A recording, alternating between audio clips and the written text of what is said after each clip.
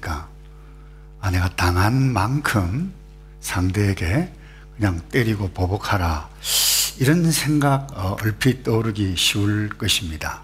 근데 이 말씀, 이 법은 복수하고 보복하는 데에 강조가 있는 것이 아닙니다. 정당하게 대우하라라고 하는 그런 목적을 가지고, 사실 이 구약의 율법이지만 이 구약의 법뿐만 아니라 사람이 만든 최고로 오래된 법 가운데 하나인 함무라비 법전에도 동일한 맥락에서 이와 같이 이야기되어지고 있다라고 하는 사실, 이런 먼저 기억해야 돼가요. 한번 생각해 보십시다. 내가 가만히 있는데 누구에게 한 대 맞았어요.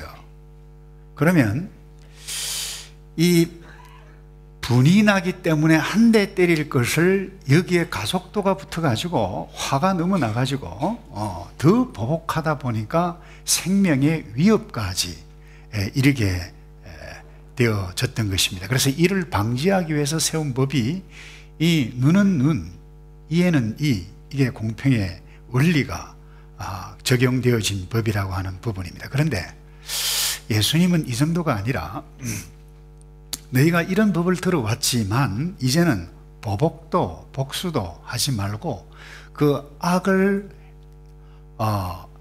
베풀어가는, 악을 행하는 그 사람에 대해서 대항하지 말라. 그래 본문에 39절에 이런 말씀이 있죠. 나는 너희에게 이른다. 악한 자 대적하지 말라. 누구든지 내 오른편 뺨을 치거든 왼편도 돌려대라. 보복은커녕 해를 당할 때 해를 주는 그 사람, 그 입힌 자 대항하지 말라, 이 말씀이에요. 사실 충격적이죠. 놀라운 말씀이 아닐 수가 없습니다. 그래서 오늘 이 본문 전체, 특별히 천국 시민, 사실 여러분이 예수를 믿는다라고 하는 것은 엄청난 것입니다. 그래서 예수를 믿는다라고 하는 것이 어떤 의미가 있는가, 이 말씀 가운데도 포함이 되어져 있어요. 하나님의 의를 이루어가는 자인데 이 말씀을 제대로 이해하고 온전하게 이루어가게 되어질 때에 바른 인간관계를 뛰어넘어서 온전한 인간관계를 어떻게 갈 수 있나, 그 지혜를 예수님께서 말씀해 가고 있습니다. 먼저 우리가 이 예수님의 말씀에 대해서 올바른 이해가 먼저 필요합니다. 악을 대적하지 말라라고 하는 이 말씀을 잘못 이해하면 바른 인간관계는 고사하고 이 땅에 우스꽝스러운 일들이 굉장히 많이 이야기할 수 있기 때문에 그렇습니다. 이 악한 자를 대적하지 말라. 그리고 40절에 또 너를 고발하여 속옷을 가지고자 하는 자에게 그옷까지도 가지게 말며, 이 대적하지 말라고 하면서 계속해서 지금 이 발전적으로 말씀해 가고 있는 것이 나오고 있는데, 먼저 우리는 이 악한 자를 대적하지 말라, 이 말씀을 문자 그대로 적용하면 안 되는 것입니다. 문자 그대로 적용하면 굉장히 많은 혼란들이 우리 사회 가운데 나타납니다. 그런데 이 문자 그대로 적용했던 대표적인 인물이 러시아의 톨스토이라고 하는 사람이에요. 이 문자 그대로 받아들여 가지고 이 악을 잡고 악을 대적하는 경찰, 성경적이 아니다는 거죠. 그리고 군대, 그리고 치안을 유지하는 이 치안 판사, 이것 역시 그 형에 대해서 형벌을 주기 때문에 범죄에 대해서 그건 성경적이 아니다. 예를 들면 그래요. 어린아이가 악을 범했다. 사랑으로 용서해 줘야 된다는 거예요. 도둑이 도둑질을 했어요. 강도가 강도짓을 했어요. 그래도 그 용서해 줘야 한다는 거예요. 솔직히 저 역시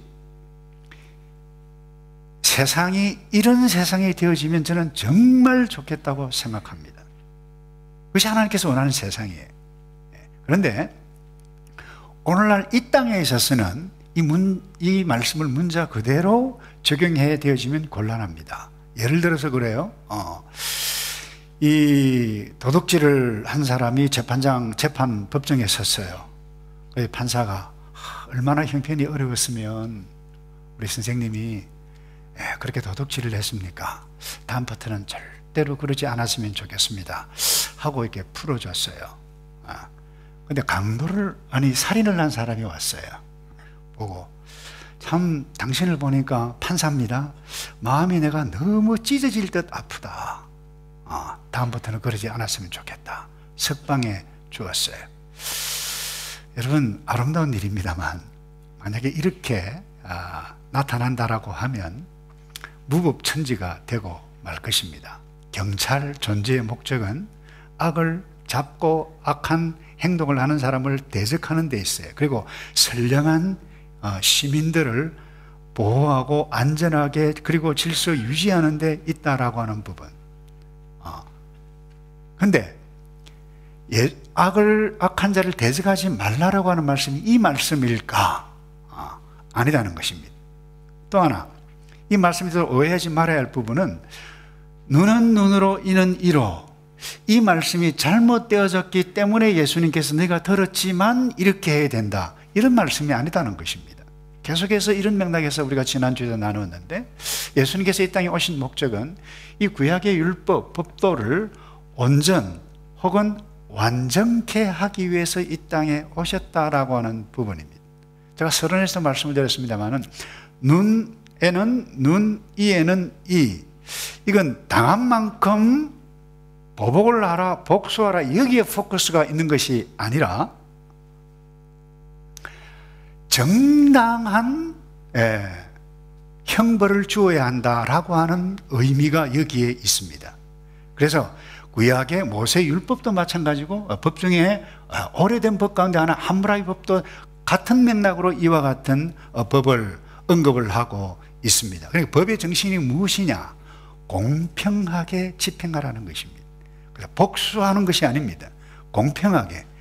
그래서 특별히 이 영국의 이 FF 브루스 맨체스터 대학 이 신학부를 가르친 교수님은 이 당시 사회로 보면 이 법은 공평한 법을 뛰어넘어서 더 급진적이고 진보적인 법이다, 그렇게 이야기했어요. 무슨 이야기인가 하면 이 당시는 신분 계급이 뚜렷했습니다.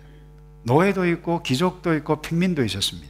그런데 노예가 잘못을 하면 귀족들에게 잘못을 하면 잘못한 것보다 엄청난 더 큰 형벌을 받아서 부당하게 형벌을 받았습니다. 이런 의미에 있어서 이런 법은 굉장히 공평하고 정의로운 법이다라고 하는 부분입니다. 그래서 범죄와 형벌이 공평해야 한다라는 원리가 잘못이기 때문에 예수님께서 옛율법은 이렇게 들었지만 이제 새로운 법을 말씀하시는 것이 아니라고 하는 부분입니다. 그럼에도 불구하고 예수님은 악을 대적하지 말라. 왼밤 때리거든 오른밤도 돌려대라. 이렇게 말씀하신 의도가 무엇일까요? 우리가 오늘 말씀을 나누기로 하는 본론은 여기서부터입니다. 마틴 로이드 존즈 목사님은 이 산상설교를, 강해를요, 굉장히 짧은 성경입니다만은 책을 이렇게 두텁도록, 그것도 3권씩이나 강해를 했는데, 그분이 이 부분을 강해를 하면서 이런 말씀을 했어요. 이것은 보통 자연인에게 하신 말씀이 아니라 예수님께서 말씀을 산상설교하실 그때나 오늘 설교를 듣고 있는 저와 여러분에게나 하나님의 감동, 성령의 감동을 받아서 너희만이 세상의 소금이고 빛이라고 인식하는 그자만이 이 법을 쫓아 행해 가야 할 것이다. 그러니까 모든 사람에게 적용되지는 법이 아니라 성령의 감동을 입고 천국 시민에게만이 행해 갈 수 있는 말씀이라고 하는 부분입니다. 그러니까 그분이 이런 이야기를 했어요. 만약에 거듭난 성도도 아닌데 이 예수님의 지고한 윤리적인 도덕적인 수준의 삶을 요구한다라고 하면 그 사람이 착한 행동으로 말미암아 구원을 얻느냐? 그건 성경적인 가르침과 다르다는 거, 이단적인 가르침과 다를 바가 없다, 이런 말씀을 하셨어요. 그래서 이 말씀은 보통 말씀이 아닙니다. 이런 의미에 있어서 저와 여러분이 주일날 와서 하나님을 아버지라 부르고 예수를 믿은 성도가 되어진 것은 보통 일이 아닙니다. 그냥 교회 나오는 것이 아닙니다. 예배 한번 참석하는 것이 아닙니다. 한번 따라서 합시다. 나는 천국 백성입니다. 여러분 믿습니까? 여기에는요, 하나님의 놀라운 은혜와 성령의 감동하심이 아니면 불가능한 이야기예요. 이런 맥락에서 지금 예수님은 단순하게 인간과 인간 사이의 바른 인간관계를 공평과 정의의 논리에서 말씀하시는 것이 아니라는 부분입니다. 그러니까 바른 관계가 아니라 온전한 관계라고 제가 설교 제목을 붙였어요. 온전한 관계. 그러니까 사회 질서 유지를 위한 말씀, 그 이상의 말씀이 오늘 저와 여러분들이 나누고 가야 할 말씀이라고 하는 부분. 그래서 거듭난 성도가 어떻게 하면 이 온전한 인간관계를 이 땅에서 누려가고 천국을 누려갈 수 있을 것인가? 첫 번째, 공평과 정의를 넘어, 한번 따라서 할까요? 은혜의 원리. 예, 은혜의 원리로 행해가야 이것이 가능하다라고 하는 부분입니다. 여러분, 은혜가 뭡니까? 은혜는 받을 자격이 없어요. 받을 자격이 없는데 그 어떤 위에 있는 분으로부터 호의를, 사랑을, 선물을 받는 것, 이걸 은혜라고 하는 거예요. 우리 모두가 받을 자격이 없어요. 그런데 하나님께로부터 놀라운 구원의 선물, 은혜의 선물을 다 받아서 이 은혜가 있는 거예요. 은혜가 넘치는 거예요. 그래서 이 은혜 때문에 은혜로 세상을 살아간다라고 하는 부분입니다. 다시 말해서 산상팔복 설교를 듣는다고 해서 모두가 은혜를 받는 것은 아닙니다. 오늘 설교를 여러분들이 저와 여러분들 함께 하고 듣는다고 해서 이 말씀대로 다 순종하는 것은 아니라고 하는 부분입니다. 다시 말해서 하나님의 은혜, 성령 하나님의 은혜가 감동이 우리에게 임하지 아니하면 이 말씀을 행해갈 수 없다는 것입니다. 은혜가 있는 자 이어야 한다라고 하는 부분입니다. 그래서 예수님 당시 모여있는 모든 사람들에게 말씀을 하시지만 이 말씀을 듣고 그렇네, 나만이 세상의 소금이네, 내가 세상의 빛이네, 인식하지 않는 사람은 이 말씀을 따른다라고 하는 것은 불가능하다라고 하는 부분입니다. 한번 생각해 보십시다. 한 대 뺨 맞았는데 마음에 쓰라림고 감정이 있지만 그럼에도 불구하고 묵묵하게 참는 것, 이건 쉬운 일이 아닙니다. 오리를 가고자 하는데 심리까지 가준다, 그건 쉬운 일이 아닙니다. 그리고 고소를 했는데, 그리고 속옷을 달라고 했는데 겉옷까지 주며, 이 말은 현대판 버전으로 이랬습니다. 누가 고소를 했어요. 손해배상을 5만 불 요구했어요. 그런데 보니까 5만 불보다 7만 불이 맞겠다, 7만 불을 주는 거예요. 이게 가능한 이야기입니까? 오늘날 사회에 불가능한 이야기예요. 저는 목회를 하면서 잊을 수 없는 장로님 한 분이 계셨어요. 저희 교회 이 비전의 전당을 사기 위해서 위원회가 모였고, 우리가 얼마 이렇게 그 오퍼라 그러죠. 하면 좋을까? 대부분 그러잖아요. 상식적으로 할 수 있으면 깎고 또 깎고. 그런데 이 장로님께서 제가 한 말씀 올리겠습니다.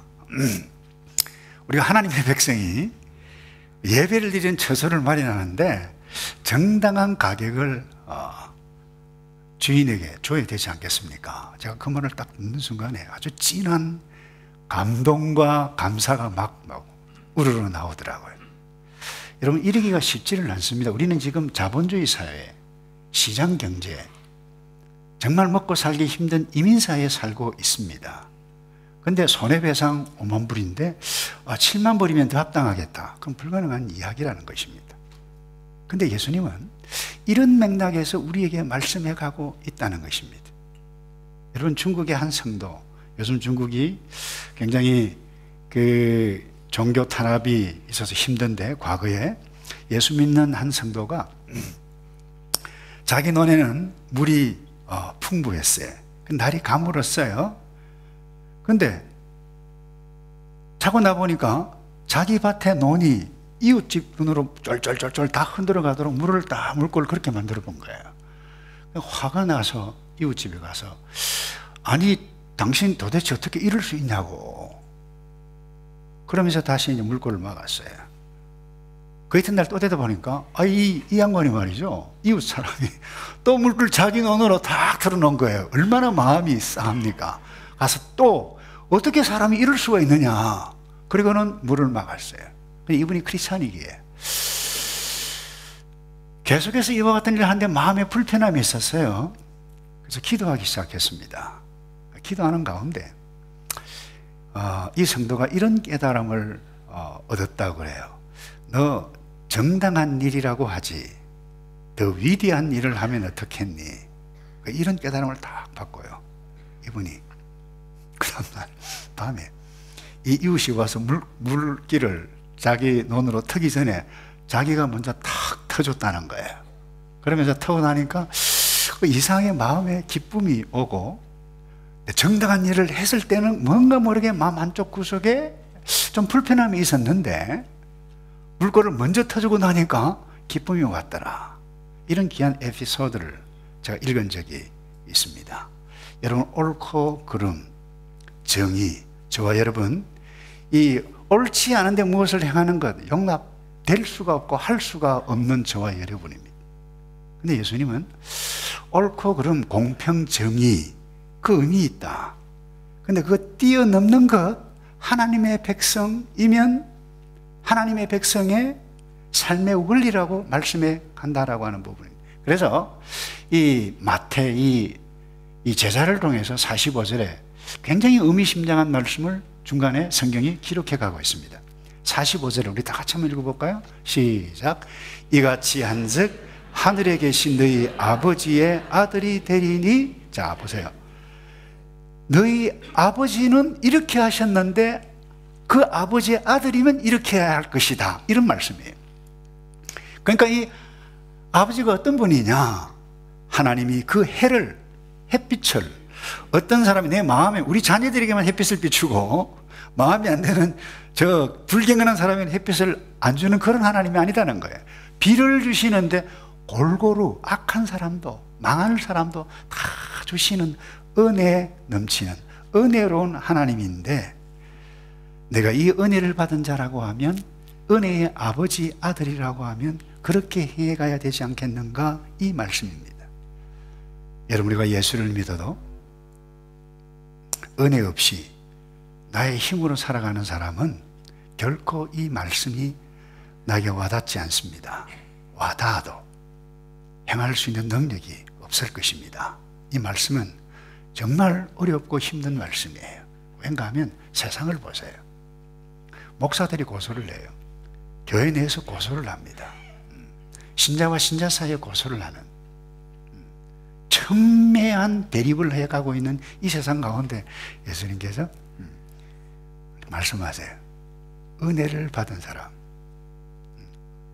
5만 불 손해보상이면 7만 불. 여러분, 깎고 또 깎고 하기를 그와 같은 논리 가운데 세상 가운데 살아가는데, 예수님께서 오늘 이 말씀하시는 것은 어떻게 보면, 와, 예수님 세상 물정 몰라도 너무 모르네요. 우리를 몰라도 너무도 모르네요. 이렇게 응답해 갈 수 있는 저와 여러분인데, 예수님은 그렇게 말씀하지 않습니다. 자기 본능을 뛰어넘으라는 메시지라고 하는 것을 마틴 로이드 존즈 목사님이 이어서 말씀해 가고 있어요. 한번 보세요. 앉아있는데 누구한테 때려요. 욕을 해요. 속이 상하고 한 대, 두 대 가속도가 붙어가지고 그야말로 온갖 보복을, 융단 폭격을 그야말로 당하고 싶은 그것이 우리의 본능인데, 여러분, 세상 천지 이와 같은 사람이 어디 있겠어요? 그래서 이 마틴 로이드 존즈 목사님은 이것은 단지 윤리적인 부분이 아니다는 거예요. 나 자신을 죽이라는 부분입니다. 영적인 부분이라는 것입니다. 보복하고 싶은 욕망이 막 일어나는데, 내가 가지고 있는 것을 막 소유를 누리고 싶은 소유욕이 막 극에 달해 있고, 손해보지 않으려고 하는 이 욕심이 우리 모두에 꽉 차 있는데, 이것을 나누어주고 풀어주고 손해보고 바보처럼 살아라, 이 이야기인데, 그래서 이 마틴 로이드 존즈 목사님은 이 부분을 해석을 하면서 그랬어요. 이것은 자기를 부인하지 않으면 안 되는 영적인 문제, 신앙의 가장 기초적인 기본적인 문제를 예수님께서 다룬 것이다, 이렇게 이야기를 했어요. 예수님께서 뭐라고 말씀하셨어요? 누구든지, 아니 제자들에게 이렇게 말씀하셨죠. 나를 따라오려거든 자기를 부인하고 자기 십자가를 지고, 이 말은 자기 죽으라 이 소리예요. 그리고는 나를 따를 것이니라. 그리고는 48절 이렇게 마무리하십니다. 48절 다시 읽어보실까요? 시작.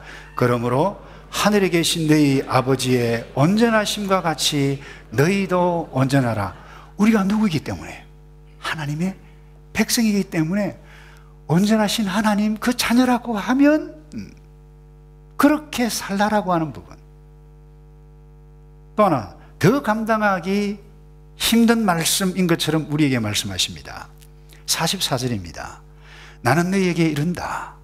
너희 원수를 사랑하며 너희를 박해하는 자를 위하여 뭐하라고 그랬나요? 기도하라고 그랬어요.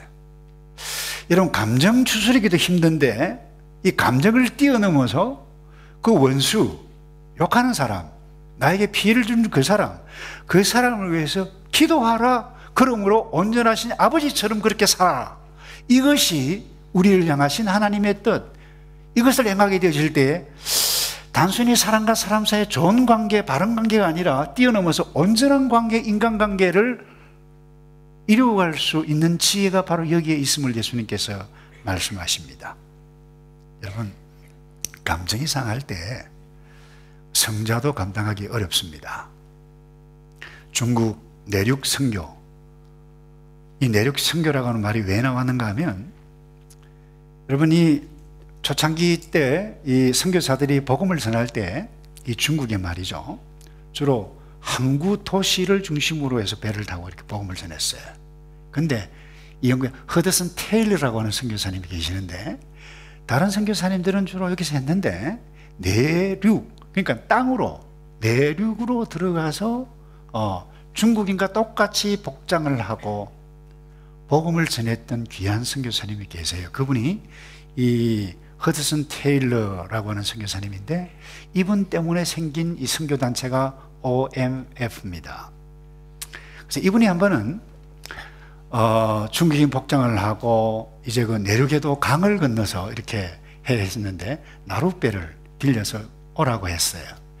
근데 이 나룻에서 기다리고 있는데 그 옆에 중국인 부자가 말이죠, 배가 이만치 오는 것을 보고 이분이 먼저 벌떡 일어나가지고 이 허드슨 테일러 배를 타고 간 사람을 확 열쳐가지고 이 진흙탕에 그냥 팍 이렇게 박혔어요. 심각한 상황이죠. 이것을 보았던 배사공이, 아니 왜 이러시냐고, 이 배는 저 서양 저분이 오라고 해서 내가 온 건데 이러시면 안 된다고. 근데 이분이 일어나서 털털 털면서 얼마나 속이 상했겠어요. 사람인데 내가 이와 같은 취급까지 당하면서 복음을 전해야 되냐? 사람이라고 하면 그 마음에 그와 같은 생각이 들었을 것입니다. 그럼에도 불구하고 이 어른은 감정을 뛰어넘었다라고 하는 아름다운 에피소드를, 간증을 다른 분이 기록한 것을 읽은 적이 있어요. 그러면서 그분과 함께 같이 타자고. 여러분, 이러기가 쉽지 않습니다. 우리 이 땅에 살면서 우리가 원망하고 싶은 사람, 욕하고 싶은 사람, 그야말로 보복하고 싶은 사람이 얼마나 많이 있습니까? 그거 없다. 그건 다 거짓말하는 것이라고 생각합니다. 근데 여러분, 우리가 미움과 복수는 하다 보면 잠시 동안 내 마음이 시원케 되어질 수는 있습니다만은 결국 그 미움과 복수가 우리 스스로를 무너뜨리게 합니다. 그래서 어떤 분은 그렇게 해석을 했어요. 원수를 사랑하라. 너를 박해하는 자들을 위해서 기도하라. 그래서 원수를 사랑하는 그 자가 이 말씀은 누구를 위한 말씀인가? 바로 우리 자신을 위한 말씀이라고 주신 그 말씀이라는 것입니다. 그래서 44절을 우리 제가 다시 한번 읽고 이제 말씀을 정리하기를 원하는데요. 나는 너희에게 이른다. 너희 원수를 사랑하며, 우리 다 같이 할까요? 시작. 너희를 박해하는 자를 위하여 기도하라. 여러분, 이 기도에 관한 책을 쓴 E.M. 바운스라고 하는 분이 있어요. 이런 이야기를 했습니다. 기도는 상황을 변화시키기도 하지만 더 많은 경우에는 기도하는 사람을 변화시킨다 그랬어요.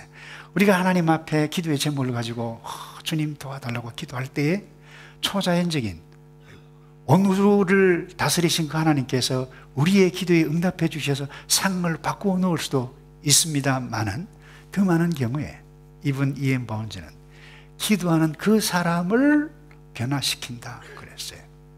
여러분, 기도할 때 이와 같은 복들을 누가 받습니까? 원수를 위해서 기도하는 저와 여러분이 복을 받는 줄로 믿습니다.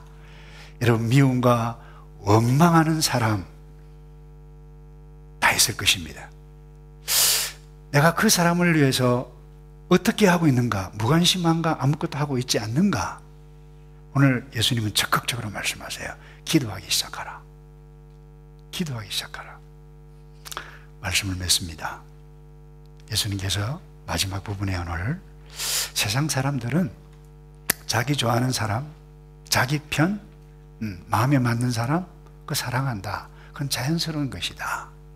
이방인도 그렇게 하는데 너희는 이 수준을 뛰어넘어야 되지 않겠는가?